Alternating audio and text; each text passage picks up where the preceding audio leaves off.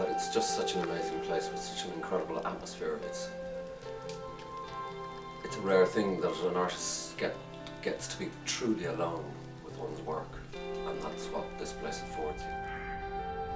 But I'm reminding myself to look out, look up, and see what else is around, and then to allow that kind of feeling to enter my work. You don't get that from me, from a movie, from a book, at home, not where I live.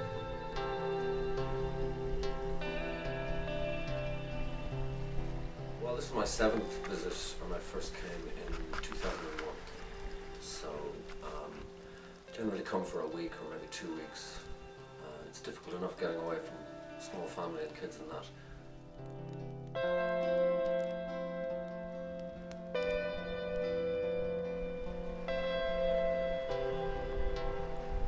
The isolation is at once wonderful because there's, I could go for days without talking to anybody if I wanted to, and get into my work and get into the spirit.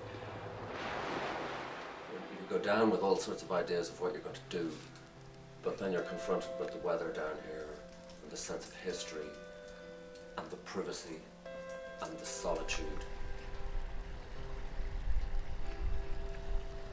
You look out there and the entire ocean, is just open before you, and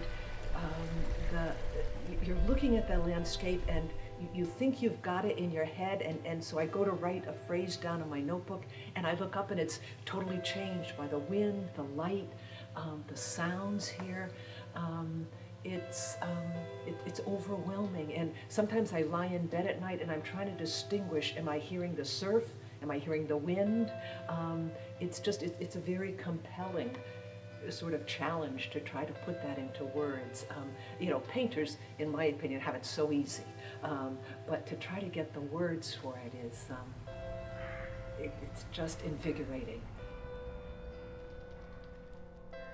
And of course as well, I think there's 7 cottages here, so you get to meet poets. Only yesterday I was speaking to a poet from Boston. You get to meet other painters. There's privacy and people respect each other's privacy, but there's also a sense of camaraderie here. So it's a very, very good place to come. There are certain things you can never imagine. How can you imagine breath? Like that landscape that's out there in front of this cottage, and you sort of, what does that do to a person's soul to be facing that?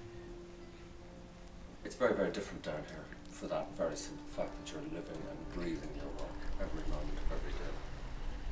So it's a really wonderful opportunity for that, to really get immersed in your work.